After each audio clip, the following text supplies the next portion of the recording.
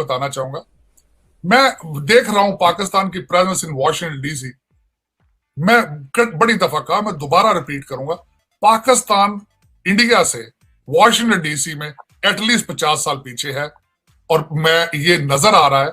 और दूसरा, Pakistan completely 90 degree U turn मार के चाइना ब्लॉक में चला गया, जो कि मेरे ख्याल में वाइज नहीं है। 72-73 साल के रिलेशनशिप को यकलत कोड नहीं करते, आखिरी विंडो खुली रखते हैं, ब्रिजेस बर्न नहीं करते। और दूसरा मैं ये कहूंगा, मैं बल्कि ये भी एक, इस पे भी एक प्रोग्राम हो सकता है। अमेरिका ने पाकिस्तान को जब भी दी है, एड दी है, ग्रांट दी है। चाइना जब भी देता है, लोन देता है, और उसके टर्म्स ऐसे होते हैं कि आप नेशनल असेंबली में डिस्कस भी नहीं कर सकते। वजह सबसे बड़ी क्यों हम गए हैं वहां चाइना, वो किकबैक्स है। आप टर्की क्यों गए हैं? किकबैक्स है। आपकी सारी लेबर जो है वो दुबई और सऊदी अरेबिया की सड़कें और बिल्डिंगें बना रही हैं, आपकी सड़कें चाइना और कोरिया बना रहे हैं। मुझे इससे ज्यादा क्या बताऊं आपको कि लाहौर का ट्रैश रिमूवल का ठेका भी टर्किश कंपनियों को दिया जाता है। अपनी लेबर धक्के खा रही है सऊदी अरेबिया में और मिडल ईस्ट में। आप खुद समझ जाएं कि ये आप सभी ने, लेकिन मैं समझता हूं आपको तो चोर साहब इशारा ही, आपको पता होना चाहिए पाकिस्तान में क्या पक रहा है। पाकिस्तान को कोरोना कुछ नहीं कहेगा, लेकिन करप्शन आपकी तबाह कर देगी। आपका कल्चर इस वक्त बन चुका है कि किसी शरीफ अफसर को लड़की का रिश्ता नहीं देते। आपको यह कल्चर तब्दील करना पड़ेगा। आपका दूध बेचने वाला भी करप्ट है, आपका फ्रूट बेचने वाला भी करप्ट है, आपका एमएनए जो 4 करोड़ की गाड़ी में बैठ के 2 डाले कलाशनकोफों के लेके फिरता है, ये सियासत नहीं है। ये कल्चर तब्दील होना चाहिए।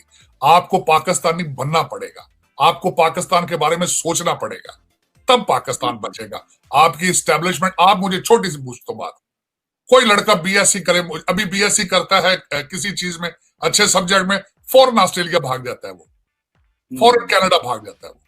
आपकी एस्टेब्लिशमेंट मुझे ये बताएं, आपके 18-18, 19-19 ग्रेड के अफसर हैं, उनके बच्चों की फीसें अमेरिका में किस तरह दी जाती है? मुझे कोई बंदा एक्सप्लेन कर दे। आपकी सारी एस्टेब्लिशमेंट की उनके बच्चे बीवियां फॉरेन नेशनल कैनेडियन सिटीजन। आपके सिर्फ 16 लोग नहीं बाहर से गए, आपकी सारी एस्टेब्लिशमेंट, आपके जितने पैसे वाले हैं, सबके बच्चे और बीवियां फॉरेन सिटीजन हैं। आप ब्लेम डोनाल्ड ट्रंप नहीं कर सकेंगे, बिल्कुल सही है, ये करना पड़ेगा। आप इंडिया को ब्लेम नहीं कर सकते, आप चाइना को ब्लेम नहीं कर सकते, आपको अपना होमवर्क करना पड़ेगा, आपको अपनी फाउंडेशन ठीक करनी पड़ेगी। वाहिद मुल्क है जो इस्लाम के नाम पे बना, और तीसरी सबसे बड़ी बात, एक ऐसी पार्टी रूलिंग है जिसका नाम ही तहरीक इंसाफ है। इंसाफ किया 2 साल में इस पार्टी ने। इस पार्टी ने, मैंने आपको ये बताऊं, जो अगले दिन मोटरवे पे हुआ है, मैं वॉशिंगटन डीसी में बैठे, ये खबरें मुझे मिल रही हैं, पता नहीं अब ठीक है कि नहीं, कि पुलिस भी इसमें इन्वॉल्व है। वो जो आबद मलिक भाग रहा है, 4 दफा पुलिस ने उसको छोड़ा है। मुझे यहां तक डीसी में खबरें मिल रही हैं कि हो सकता है उसको गोली मार दी जाए। इसको आप डोनाल्ड ट्रंप पे ब्लेम करेंगे? आपकी गवर्नेंस, अब कौम हार चुकी है। 25 करोड़ लोग मायूस हैं, और मायूसी गुनाह है इस्लाम के मुताबिक। आपको अपने आप को ठीक करना पड़ेगा। Donald Trump is American president, वो अमेरिका के इंटरेस्ट के लिए डिसीजन लेते हैं। आपको सोचना पड़ेगा आप कहां जा रहे हैं। ट्रू, मैं इस बात में एग्री करता हूं कि we have to look inward, अंदर देखेंगे, वहां से चीजें ठीक होंगी, फिर दुनिया भी हमारी मदद करेगी। अभी इसमें आखिरी सवाल जो करना है मैंने, वो सर इंडिया फैक्टर है। आप क्या समझते हैं कि जो एक नरेंद्र मोदी साहब ने अपने इंडियंस के लिए अपना एक इमेज क्राफ्ट किया ग्लोबली, कि मैं जी पूरी दुनिया मुझे रिसीव कर रही है, ट्रंप इंडिया आए, फिर उन्होंने वहां पे इलेक्शन हौदी मोदी किया, और फिर इधर भी आए, तो आप क्या समझते हैं कि इंडिया जो है वो ट्रंप के साथ एक स्ट्रेटेजिक पार्टनरशिप है, हमें इसकी समझ है? हम अक्सर कहते हैं, मैं खुद पढ़ाता हूं, मुझे पता है कि पाकिस्तान के जो ट्रांजैक्शनल रिलेशनशिप है, हमारी कोई स्ट्रेटेजिक पार्टनरशिप नहीं है अमेरिका के साथ। हमें वो कहते हैं कि Pakistan is our ally and India is our friend, तो वो तो हमें समझ आती है इन चीजों की कि ये चीजें हैं। आप क्या समझते हैं कि इंडिया जो फैक्टर है, एक तो इसको 2 सवाल को मैं 2 हिस्सों में करना चाहता हूं। एक तो ये बताएं कि इंडिया कितना पावरफुल प्लेयर बन चुका है अमेरिका में, और दूसरी बात यह है कि हमें पाकिस्तानियों को, इंडिया को जो है वो हमें पता है हमारे लिए प्रॉब्लम्स क्रिएट करते होंगे अमेरिका में, तो इससे पाकिस्तानियों को कैसे कोप अप करना, वो चाहते होंगे कि पाकिस्तानी आइसोलेट हो, वहां मेन स्ट्रीम ना हो। क्या ये फैक्टर दोनों पाए जाते हैं? सर इस पर जरा बताइए।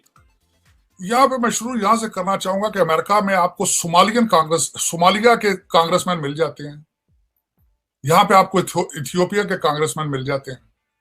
इस वक्त 5-6 इंडियन डिसेंट के कांग्रेसमैन है।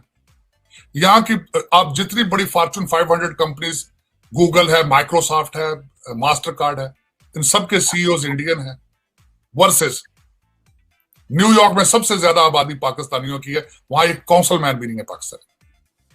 ये लम्हा फिक्री है। सही है। एक दूसरा उसमें मैं ये कहूंगा, जिस तरीके से मैंने कहा है कि मोदी इंडिया में उन्होंने भगवान बना लिया उसको। मोदी साहब बात करते हैं, मोदी साहब आज आग लगा दें इंडिया को, वो तब भी कहेंगे कि मोदी साहब ने बड़ा अच्छा किया।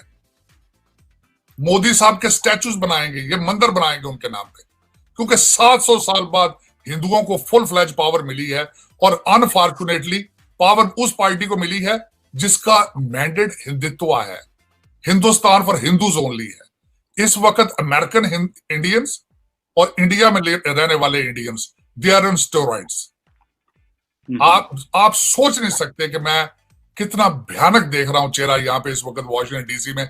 जो हालात हैं, निक्की हेली, बॉबी जिंदल, और जिस तरीके से कैंपेन के अंदर घुस के उन्होंने रिपब्लिकन पार्टी को टेक ओवर किया है, पाकिस्तानी अबैंडन कर चुके हैं वॉशिंगटन डीसी को। मेरे लिए अफसोस, मैं ये इससे ज्यादा नहीं कुछ कह सकूंगा। Pakistan has abandon America, Pakistanis have abandon, वो अभी सियासत में नहीं है। वो सवाए एक दूसरे के साथ यूट्यूब पे और एक दूसरे के साथ फेसबुक की लड़ाइयों पे, ट्विटरों से आगे अभी तक नहीं जा सके। और इनको सीखना ये चाहिए। आपके लिए एक छोटा सा इशारा है, आप फेसबुक पे कश्मीर का नाम लिख के देखें, शाम तक आपका अकाउंट बंद हो जाएगा। आप ट्वीट के ऊपर कश्मीर का नाम लिखें, शाम को आपका ट्विटर अकाउंट बंद हो जाएगा। उनकी पावर देखें आप। इससे ज्यादा मैं क्या कहूं।